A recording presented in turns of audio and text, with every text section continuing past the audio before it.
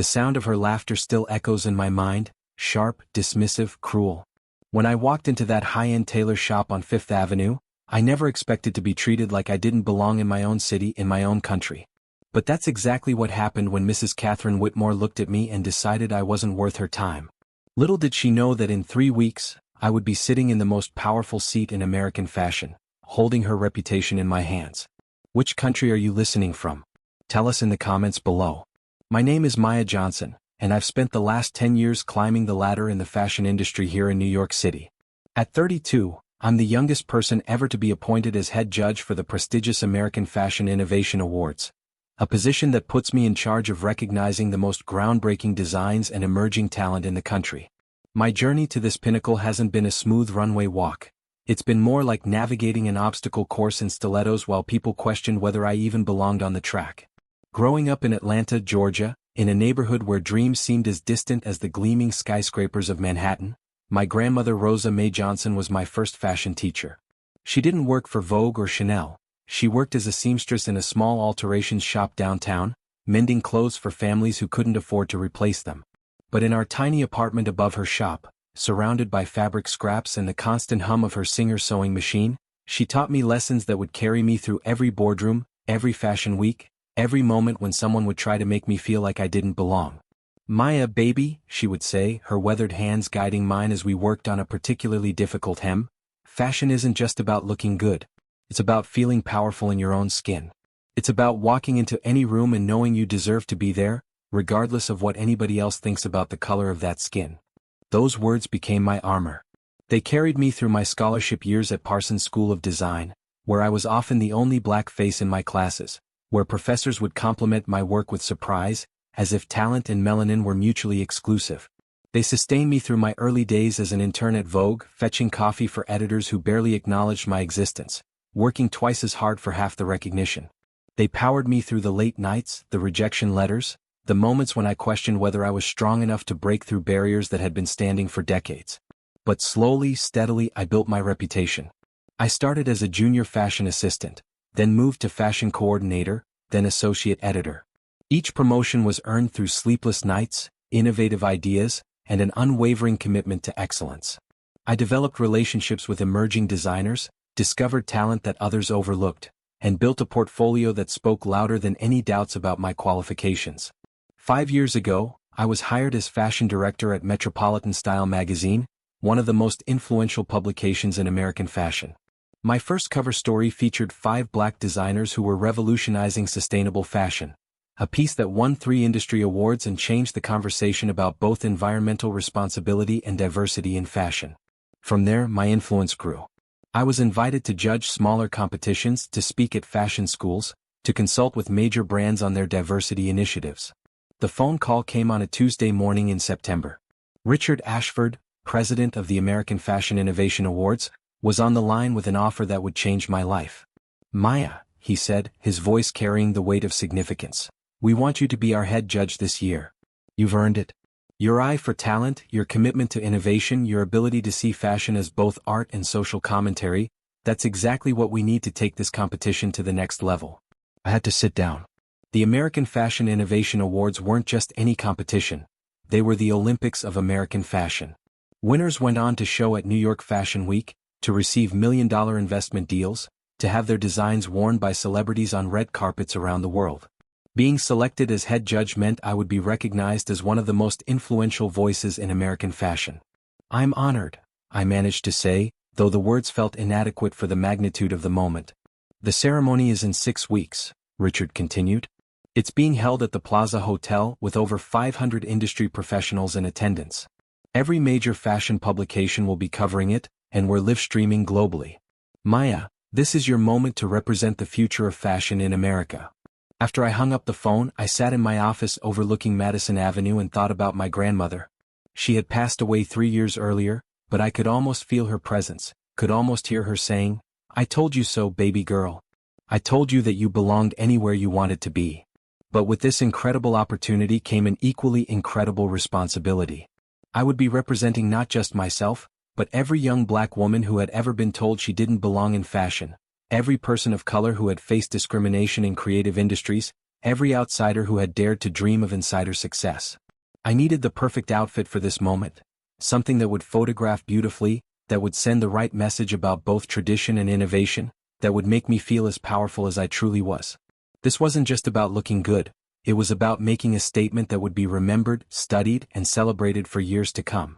That's how I found myself researching the most exclusive tailors in Manhattan, looking for someone who could create not just a dress, but a piece of fashion history. Whitmore's custom tailoring kept appearing in my searches, described as the secret weapon of Manhattan's elite, the place where celebrities, politicians, and socialites went when they needed something truly extraordinary. The reviews were glowing. Unparalleled craftsmanship. Attention to detail that borders on obsessiveness. Custom pieces that make you feel like royalty. Mrs. Catherine Whitmore was described as a fashion genius, who had dressed 3 first ladies, countless Academy Award winners, and members of European royalty. Perfect, I thought. This was exactly the level of artistry I needed for such a momentous occasion. The morning I decided to visit Whitmore's custom tailoring, I took extra care with my appearance. This wasn't just about making a good first impression, it was about representing myself as the serious professional I was. I chose a tailored navy blazer from Theory, perfectly fitted dark wash jeans from Citizens of Humanity, and my favorite leather ankle boots from Stuart Weitzman. My hair was styled in a sleek low bun, and I wore minimal but elegant jewelry, small gold hoops and my grandmother's vintage watch. I looked exactly like what I was, a successful fashion industry executive with excellent taste and the means to invest in quality. The October morning was crisp and bright, with that particular Manhattan energy that makes everything feel possible. I walked down Fifth Avenue with confidence, mentally preparing for the conversation I would have with Mrs. Whitmore about my vision for the gown.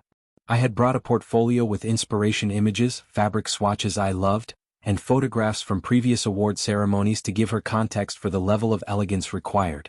Whitmore's custom tailoring occupied the ground floor of a beautiful pre-war building between 57th and 58th Street.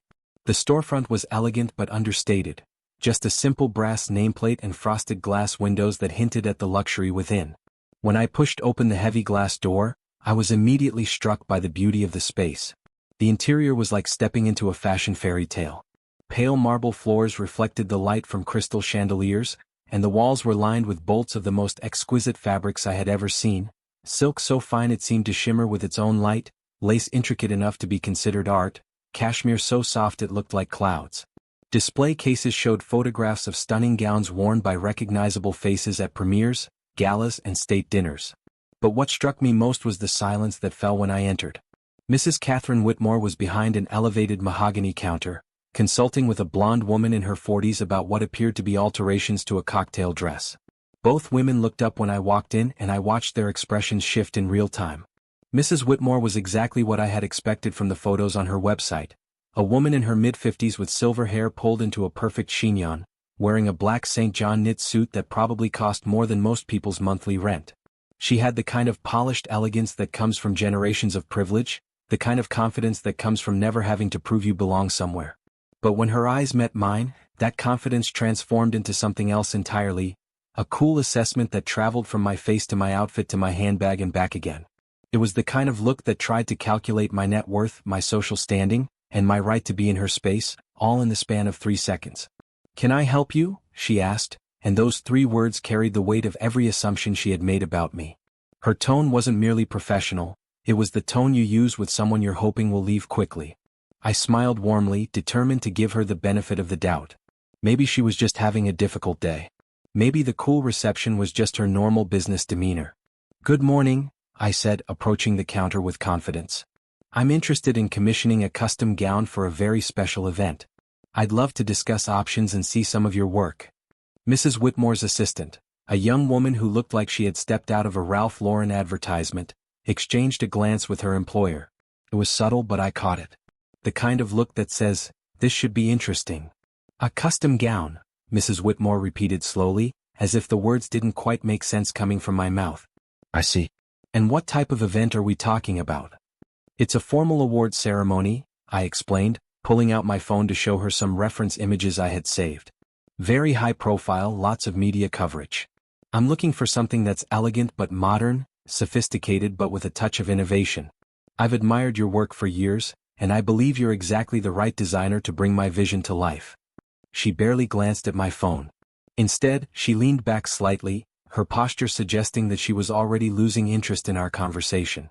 "Well," she said, her voice taking on an even more condescending tone, "I appreciate your interest, but I think there may be some confusion about what we do here.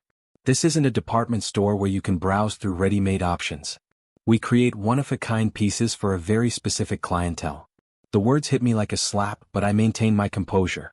I had dealt with gatekeepers before, people who made assumptions about what I could or couldn't afford based on their own limited perspectives. "I understand completely," I replied, keeping my voice steady. "I'm specifically looking for a one-of-a-kind piece. I'm willing to invest in the right design, and I have a clear vision of what I want." Mrs. Whitmore let out a small laugh, not the kind that comes from humor but the kind that comes from disbelief. It was a sound that cut through my professional confidence like a knife through silk. "Invest?" she repeated as if the word was amusing. "Honey, our custom gowns start at $15,000. That's the absolute minimum, before we add any embellishments, premium fabrics, or complex construction details. Most of our pieces range from $25,000 to $40,000. Are you quite sure you understand what you're asking for?" The condescension in her voice was unmistakable now. She wasn't just questioning my budget, she was questioning my right to even be in her store.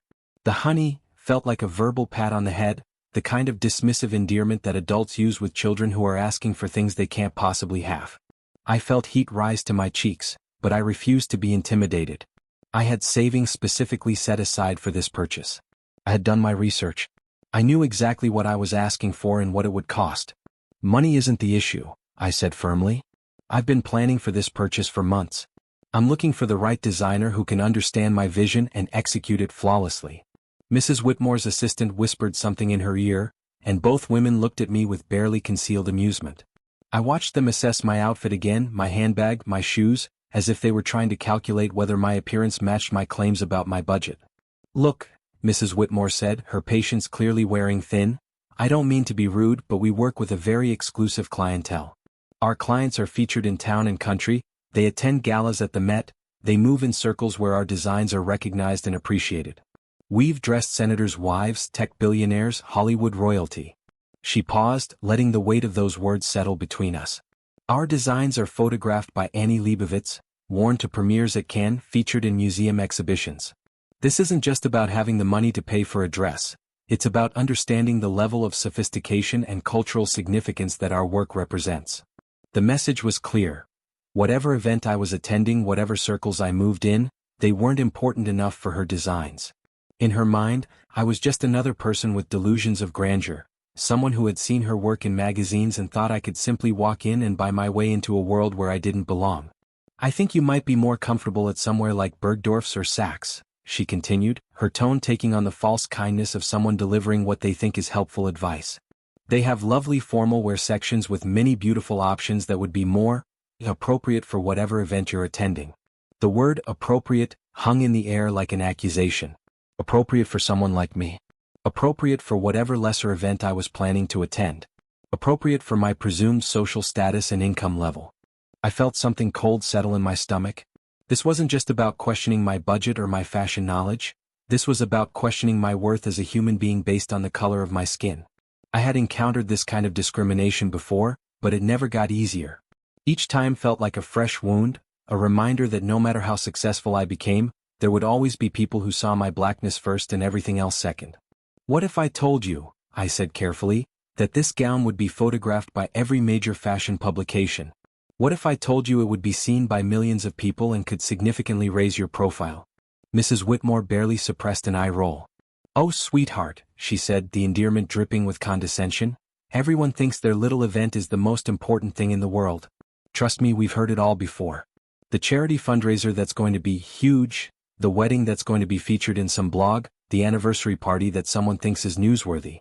Her assistant giggled, actually giggled, as if I were providing entertainment for their afternoon.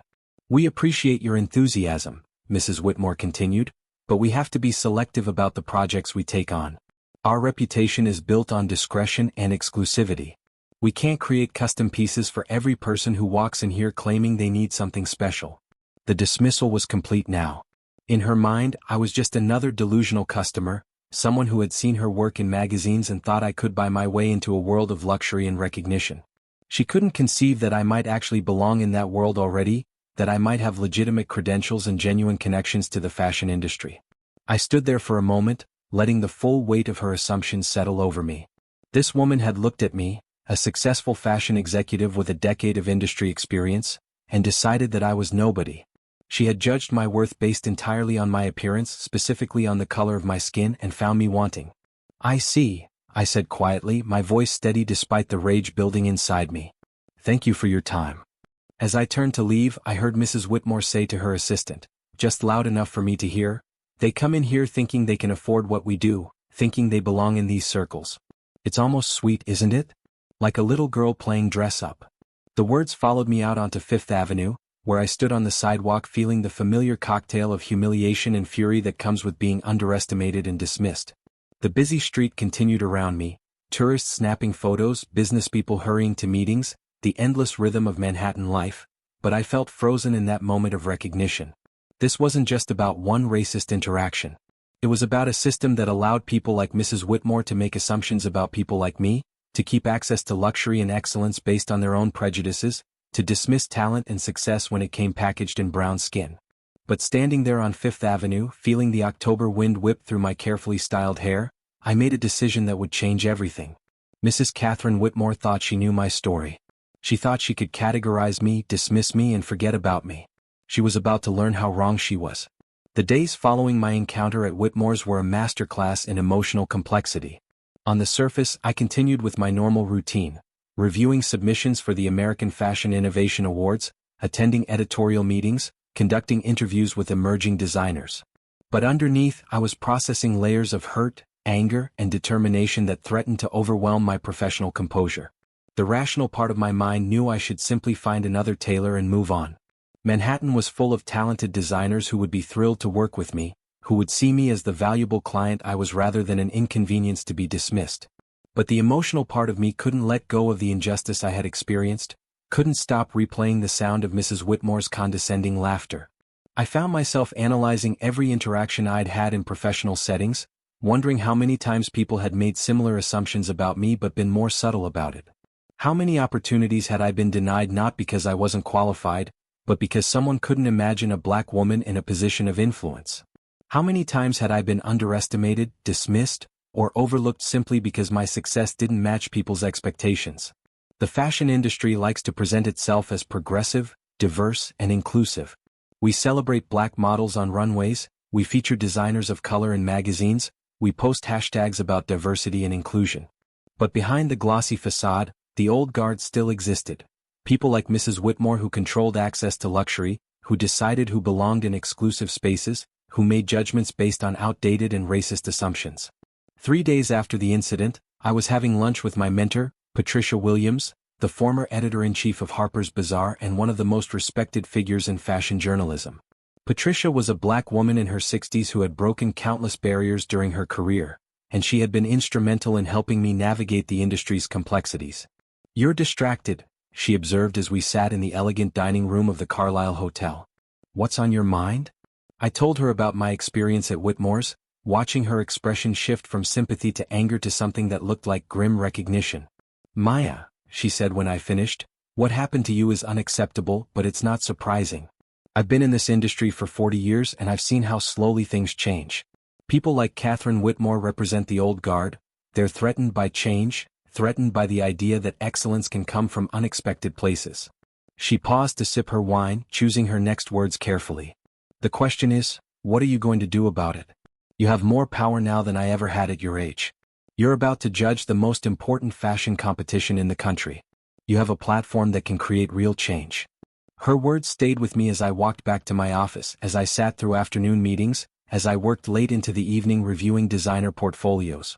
I had been given this incredible opportunity not just to advance my own career, but to use my position to create space for others, to challenge assumptions, to prove that excellence comes in all colors.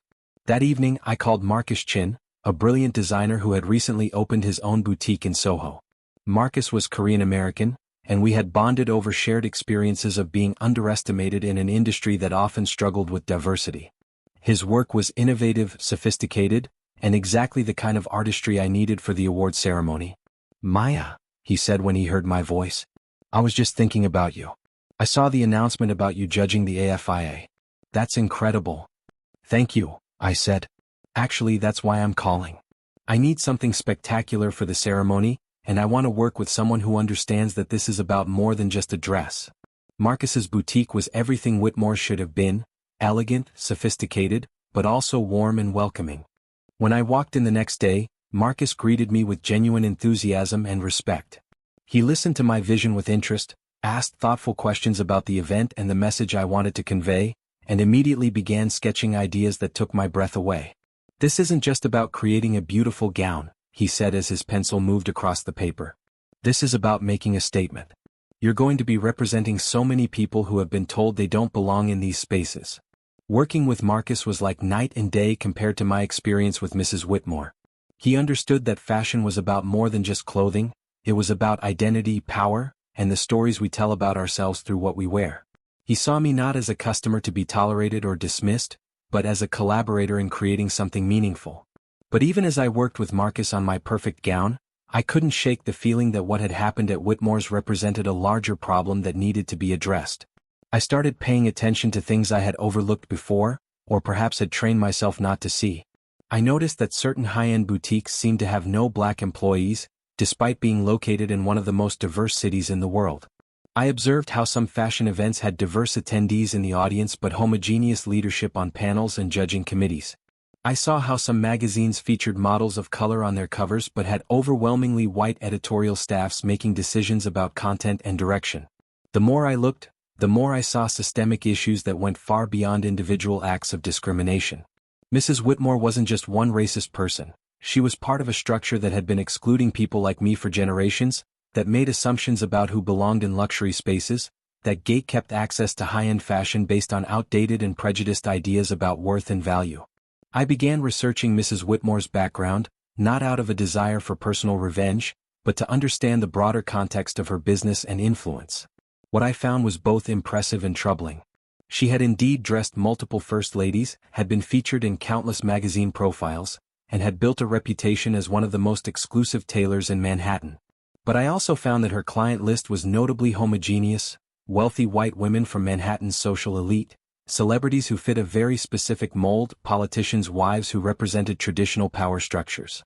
I couldn't find a single photograph of her work being worn by a woman of color, despite creating custom pieces for over 20 years. This wasn't necessarily proof of intentional discrimination.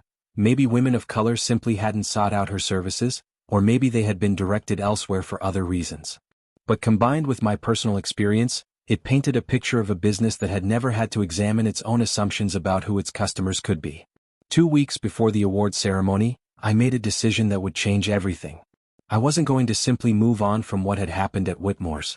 I was going to use my platform to address the larger issues it represented, to start a conversation about inclusion and access in luxury fashion, to ensure that my experience became a catalyst for change rather than just another story of discrimination endured and overcome. I began crafting my speech for the award ceremony, thinking carefully about how to address the issue without making the event about my personal grievances. This needed to be bigger than my individual experience. It needed to be about creating systemic change, about opening doors that had been closed for too long, about ensuring that the next generation of fashion professionals would face fewer barriers than I had. The speech went through multiple drafts. I consulted with Patricia, with other mentors, with young designers of color who had faced similar challenges. Each conversation refined my message, helped me find the right balance between personal truth and universal application. I also started paying attention to Mrs. Whitmore's social media presence and professional activities. She was planning to attend the awards ceremony. Her name was on the guest list as the representative of one of the competing designers. The irony was perfect. The woman who had dismissed me as unworthy of her time would be sitting in the audience while I stood at the podium, judging the most prestigious fashion competition in the country. But this wasn't about embarrassing her personally. It was about using a moment of recognition to create awareness, to start conversations, to ensure that what had happened to me wouldn't happen to others. It was about turning discrimination into dialogue, prejudice into progress. As the date of the ceremony approached, I felt a mixture of nerves and anticipation that I had never experienced before. This wasn't just about my professional achievement, it was about using that achievement to create change. I was about to step onto one of the biggest stages in American fashion, and I had a message that needed to be heard. The gown Marcus created for me was everything I had envisioned and more. A stunning emerald silk that seemed to capture and reflect light with every movement, detailed with intricate beadwork that told a story of resilience and triumph. When I put it on for the final fitting, I felt my grandmother's presence. I could almost hear her saying, "Now that's what power looks like, baby girl." But the dress was just the packaging for the message I was about to deliver. Standing in front of the mirror in Marcus's boutique, I thought about all the women who had been dismissed, underestimated, and excluded from spaces where they belonged. I thought about the young girls who would be watching the ceremony, who needed to see someone who looked like them in a position of authority and influence. Mrs. Catherine Whitmore had tried to make me feel small, had attempted to diminish my worth based on her own prejudiced assumptions. In less than a week, she would learn exactly how wrong she had been, and her education would be witnessed by hundreds of industry professionals and broadcast to thousands of fashion enthusiasts around the world. The time for quiet dignity in the face of discrimination was over. It was time to use my voice, my platform, and my power to create the change our industry desperately needed. The American Fashion Innovation Awards were held on a crisp November evening at the Grand Ballroom of the Plaza Hotel, a venue that represented everything elegant and prestigious about American fashion. As I prepared for the ceremony in my hotel suite, I felt the weight of the moment settling around me like my grandmother's quilt, comforting but significant, familiar but transformative. Marcus had outdone himself with the gown. The emerald silk seemed to shift and shimmer in the light, and the intricate beadwork he had incorporated told a visual story of growth and transformation. Seeds becoming flowers, roots becoming trees, struggle becoming strength. When I looked at myself in the full-length mirror, I saw not just Maya Johnson, but every woman who had been told she didn't belong, every person who had been underestimated because of their race, every dreamer who had refused to accept limitations. The ballroom was magnificent. Crystal chandeliers cast dancing light across tables draped in ivory silk, and enormous floral arrangements of white orchids and greenery created an atmosphere of sophisticated elegance.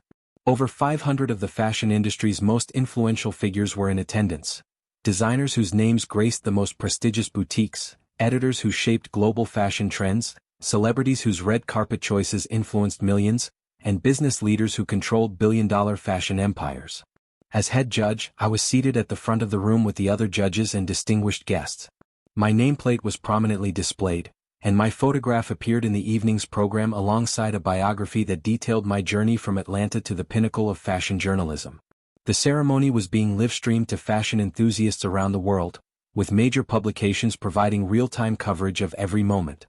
About an hour into the evening, during the cocktail reception before the award presentations began, I spotted a familiar figure across the room.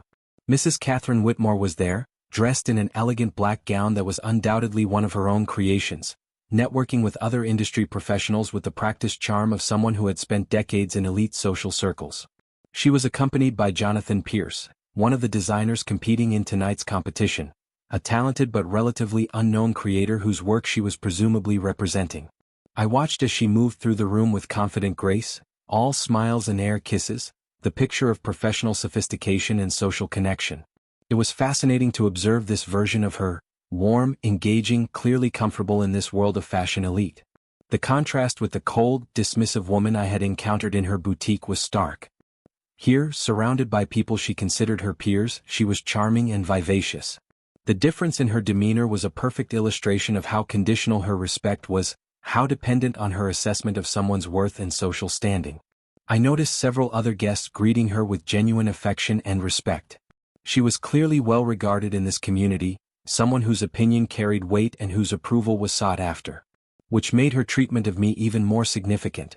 She hadn't dismissed me because she was generally unpleasant or socially awkward. She had dismissed me specifically because she had judged me unworthy of her time and consideration.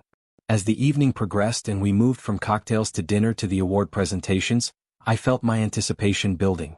Mrs. Whitmore was seated about 6 tables away from the front, close enough to hear every word clearly, positioned where she would have an unobstructed view of the podium.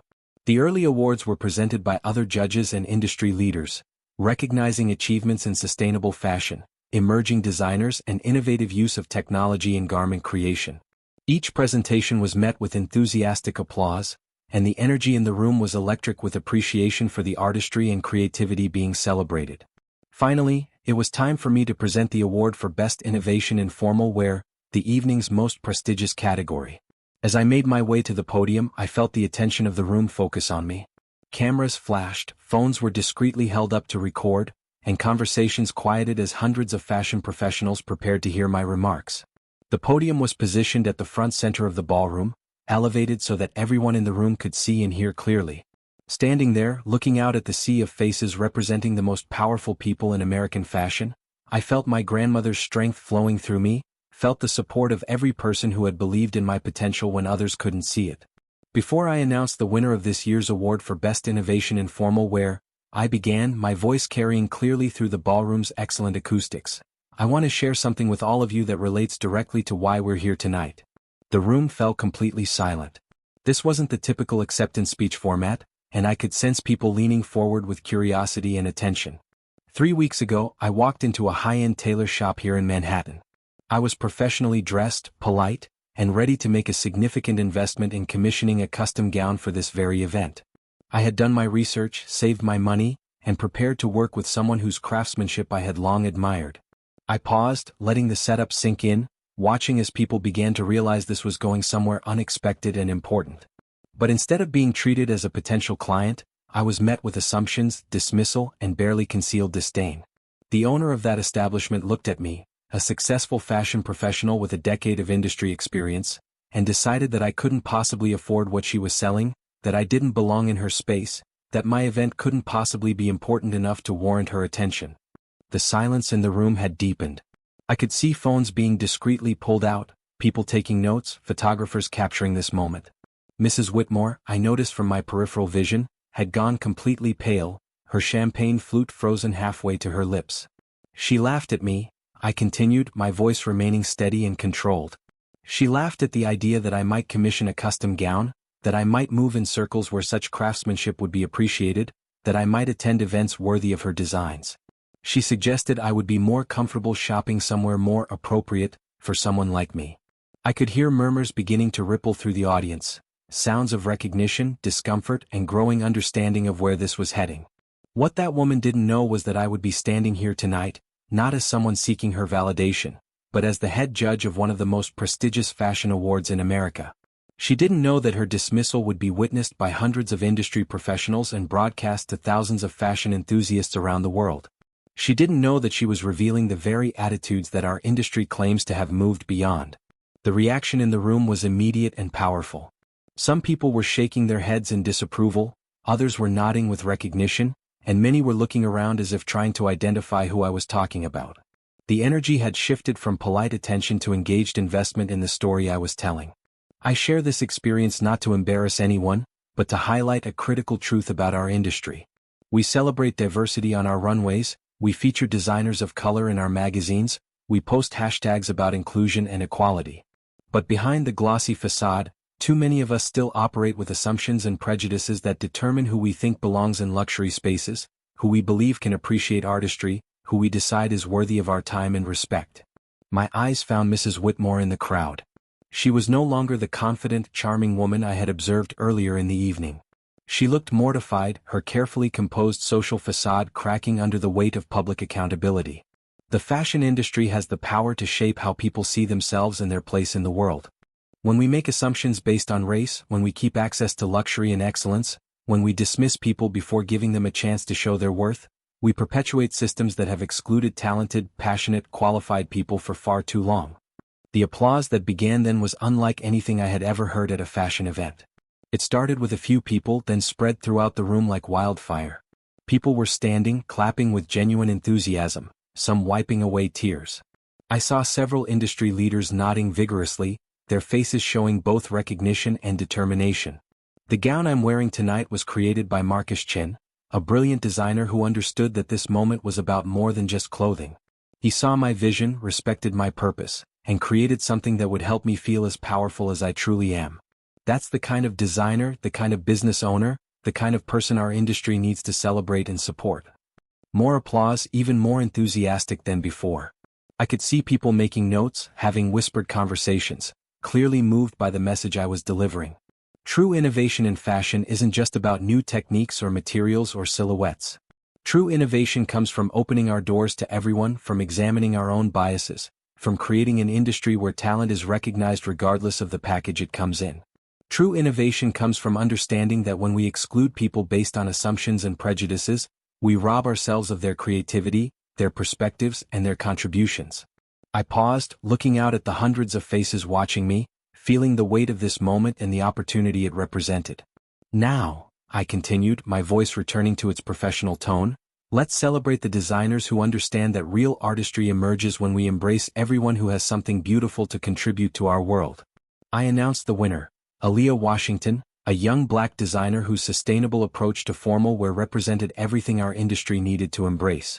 Her collection used innovative eco-friendly materials to create gowns that were both environmentally responsible and absolutely stunning, proving that conscious fashion could be just as luxurious as traditional approaches. As Aaliyah made her way to the stage, tears streaming down her face, the symbolism wasn't lost on anyone in the room. Here was a young black woman being recognized for excellence at the highest level of American fashion, receiving an award from another black woman who had just used her platform to address the very barriers that made such recognition still noteworthy. The standing ovation that followed lasted for nearly 5 minutes. People weren't just celebrating Aaliyah's achievement, they were celebrating the change that moment represented, the conversation that had been started, the commitment to inclusion that was being made in real time. The aftermath of that evening was swift, significant, and far-reaching in ways I never could have anticipated. Within hours of the ceremony ending, video clips of my speech were circulating on social media platforms, shared by fashion influencers, industry professionals, and people who had never attended a fashion event but recognized the broader significance of what had happened.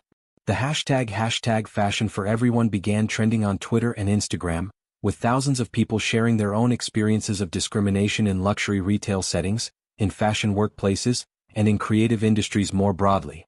The conversation had expanded far beyond my individual experience to encompass systemic issues of access, inclusion, and the assumptions that still govern too many aspects of the fashion world.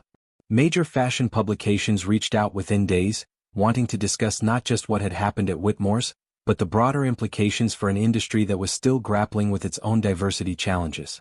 I used each interview as an opportunity to highlight the incredible talent that emerges when we create truly inclusive spaces, to discuss the economic benefits of serving all customers with respect and dignity, and to celebrate designers like Marcus and Aaliyah who were already building the future our industry needed. Vogue ran a feature story titled, "The Power of Speaking Truth, Maya Johnson and the Future of Fashion Leadership," which included interviews with a dozen other industry professionals about their own experiences with discrimination and their vision for change. Harper's Bazaar published an editorial about the business case for inclusion in luxury retail, examining how assumptions about customers cost companies millions in lost revenue each year. Marcus Chen's boutique experienced an immediate surge in interest and business. Fashion influencers began posting about their positive experiences at his shop, celebrities started commissioning pieces for red carpet events, and he received invitations to show his collection at New York Fashion Week. Within 6 months, he had expanded to a larger space and hired a team of assistants to handle the increased demand for his work. Aaliyah Washington's career trajectory was similarly transformed. The exposure from winning the award led to investment opportunities, partnerships with sustainable fashion brands, and features in major magazines. She became a spokesperson for environmental responsibility in fashion, proving that consciousness and luxury could coexist beautifully. As for Mrs. Catherine Whitmore, the response to her behavior was immediate and consequential. Several celebrities and influencers publicly announced they would no longer be shopping at her boutique, citing the importance of supporting businesses that aligned with their values around inclusion and respect. Fashion bloggers wrote think pieces about the cost of discrimination in luxury retail, using her shop as a case study in how assumptions about customers could damage both individual businesses and industry reputation. Her business partner, Elena Rodriguez, a more progressive investor who had joined the company 2 years earlier, began pushing for significant changes in how the boutique operated. Within a month of the award ceremony, Elena had implemented new training protocols for all staff members, brought in a diversity consultant to examine their business practices, and established policies to ensure that all customers were treated with equal respect and consideration. The changes weren't just cosmetic. Elena insisted on hiring a more diverse staff, partnering with emerging designers of color, and actively reaching out to clients who had been overlooked by the fashion establishment. She also implemented a formal complaint process and regular bias training sessions, making it clear that discrimination of any kind would not be tolerated. 3 months after the award ceremony, I received an unexpected letter delivered to my office at Metropolitan Style magazine. It was written on Whitmore's custom tailoring letterhead, but it wasn't from Mrs. Whitmore herself. "Dear Ms. Johnson," it read, "my name is Elena Rodriguez and I am the managing partner at Whitmore's Custom Tailoring. I want to begin by offering you a sincere and comprehensive apology for the treatment you received at our boutique. Your experience was unacceptable, unprofessional, and completely contrary to the values that should guide any business, especially one that claims to celebrate beauty and artistry." The letter continued for several pages, detailing the changes that had been implemented, the training that had been conducted, and the commitment to ensuring that such discrimination would never happen again. Elena also mentioned that Mrs. Whitmore had been required to undergo extensive bias training and that her role in customer interactions had been significantly limited. "We understand that our apology cannot undo the harm that was done," Elena wrote, "but we are committed to proving through our actions that we have learned from this experience and are dedicated to creating an environment where all clients are valued and respected." I never responded to that letter directly, but I did watch from a distance as the boutique gradually transformed its culture and clientele. Within a year, I saw photographs on their Instagram account featuring gowns worn by women of all backgrounds, partnerships with designers of color, and a staff that reflected the diversity of New York City itself. But the most meaningful change wasn't in any individual business, it was in the broader conversation that had been started. Fashion schools began implementing programs focused on inclusive business practices and unconscious bias training. Major fashion weeks started featuring more diverse designer lineups and implementing policies to ensure equal treatment for all participants. Luxury retailers began examining their own customer service protocols and training staff to recognize and address their own assumptions. 6 months after the award ceremony, I was promoted to editor-in-chief of Metropolitan Style magazine, making me one of the youngest black women to hold such a position at a major fashion publication. My first cover story featured 15 emerging designers of color, and my inaugural editorial focused on the economic and creative benefits of true inclusion in fashion. "When we open our doors to everyone," I wrote, "we don't just create a more equitable industry, we create a more innovative, profitable, and beautiful one. Diversity isn't just the right thing to do, it's the smart thing to do." The dress I wore to the award ceremony was later donated to the National Museum of African American History and Culture, where it became part of an exhibition on Black excellence in fashion and the ongoing fight for equality in creative industries.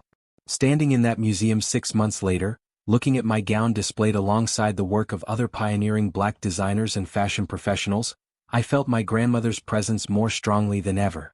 The placard next to the dress read, "This gown, worn by fashion executive Maya Johnson at the 2024 American Fashion Innovation Awards, represents both personal achievement and collective progress." Johnson's speech at the ceremony, addressing discrimination in luxury retail, sparked industry-wide conversations about inclusion and equality that continue to drive meaningful change. But perhaps the most gratifying outcome was the response from young people who had watched the ceremony or seen clips of my speech online. I received hundreds of letters and emails from young women of color who said my words had inspired them to pursue careers in fashion, to demand respect in professional settings, to refuse to accept discrimination as normal or inevitable. "You showed me that I belong in those spaces," wrote Jasmine, a high school student from Detroit who was applying to fashion design programs. "You showed me that my voice matters and that I don't have to make myself small to make other people comfortable." That was the real victory, not just the personal vindication or the professional advancement, but the knowledge that one moment of courage had created ripple effects that would continue long after the applause had faded. Today, 3 years after that transformative evening at the Plaza Hotel, I carry myself through the world with a different kind of confidence. It's not the confidence of someone who has never faced discrimination. I know I will encounter prejudice again because these systems don't change overnight. Instead, it's the confidence of someone who knows exactly how powerful her voice can be when she chooses to use it. When Mrs. Catherine Whitmore looked at me that October afternoon in her boutique, she saw what she expected to see: a black woman who couldn't possibly afford her services, who didn't belong in her exclusive space, who represented a threat to her carefully curated world of luxury and privilege. She made assumptions based on centuries of conditioning, on systems that had taught her who mattered and who didn't, on prejudices so deeply ingrained they felt like natural instincts. But what she couldn't see, what people like her never see, is that excellence, talent, and worth are not determined by skin color, by background, by the preconceived notions that society has taught us to accept. She couldn't see that the woman she was dismissing would soon be sitting in the most influential seat in American fashion, holding the power to shape careers and change conversations. The fashion industry has been my teacher, my battlefield, and my platform. It taught me that style isn't just about the clothes we wear, it's about the confidence we carry, the respect we demand, and the dignity we maintain even when others try to strip it away. It showed me that true power doesn't come from having others validate your worth. It comes from knowing your worth so deeply that external validation becomes irrelevant. My grandmother used to say that fashion was about feeling powerful in your own skin, and I've learned that this power isn't something that can be bought or sold. It can't be diminished by someone's laughter or dismissal. It can't be erased by discrimination or prejudice. It lives in the space between who you are and who you're becoming, in the decision to keep growing even when others try to keep you small. When I walk into any boutique, restaurant, or professional space now, I carry the knowledge that I belong there not because of what I wear or how much money I have, but because of who I am and what I represent. I am Maya Johnson, granddaughter of a seamstress who understood that every stitch matters, daughter of parents who taught me that education was the key to unlocking any door, and a woman who has refused to accept limitations placed on her by other people's small imaginations. The conversation that began that night at the plaza continues in countless ways. Young designers of color contact me regularly, sharing their dreams and their struggles, asking for advice on navigating an industry that is slowly but surely changing. Fashion schools invite me to speak about the importance of inclusive business practices. Luxury retailers consult with me on creating environments where all customers feel valued and respected. But perhaps most importantly, I've learned that speaking truth to power isn't just about holding others accountable, it's about holding ourselves accountable too. It's about examining our own biases, questioning our own assumptions, and constantly working to create the kind of world we want to live in. Mrs. Whitmore's boutique is different now. Under Elena Rodriguez's leadership, it has become a more inclusive space that serves clients of all backgrounds with equal respect and artistry. Mrs. Whitmore herself underwent extensive training and, according to industry reports, has become an advocate for inclusive practices in luxury retail.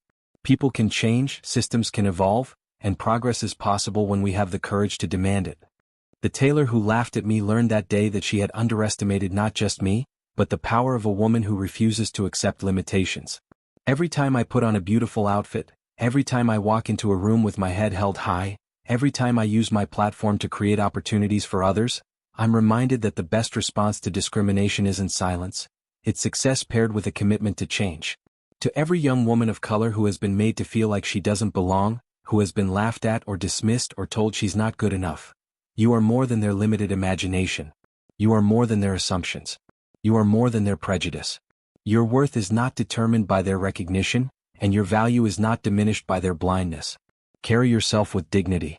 Demand respect. When they try to close doors in your face, build your own doors. Create your own spaces. Change the entire conversation. Because that's what we do. That's what we've always done. We take their doubt and transform it into determination.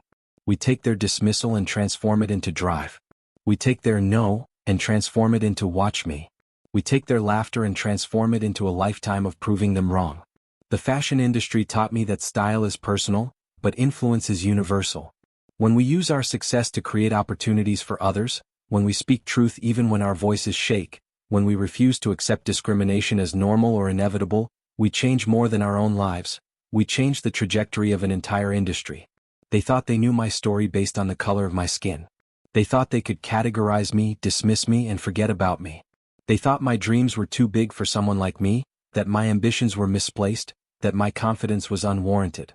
But I'm the one writing my story, and it's far more powerful than they ever imagined. It's a story of resilience, of refusing to be small, of turning discrimination into determination and prejudice into progress. It's a story that continues every day with every young person who sees someone who looks like them in a position of influence and thinks, maybe I can do that too. The laughter stopped. The respect began. The change continues. This is my story. This is my truth. And this is just the beginning of what's possible when we refuse to accept anything less than the dignity, respect, and recognition we deserve. In a world that often tries to diminish us, the most radical act is to shine as brightly as we were meant to shine. So shine, my sisters. Shine so bright that they have no choice but to see your light. Shine so powerfully that their laughter turns to applause. Shine so magnificently that their dismissal becomes irrelevant. Because you don't need their permission to be excellent. You don't need their validation to be valuable. You don't need their recognition to be remarkable. You just need to remember who you are, claim the space you deserve, and never, ever let anyone convince you that you belong anywhere but at the very top.